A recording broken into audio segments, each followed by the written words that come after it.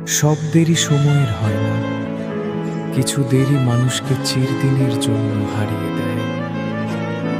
কিছু অপেক্ষা মানুষটাকে ফুরিয়ে দেয়। এতদিন পরে ডাকলে কেন?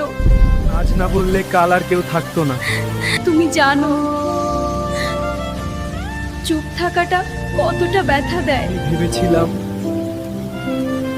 ভালোবাসা বুঝি চুপ থাকলেও বোঝা যায়।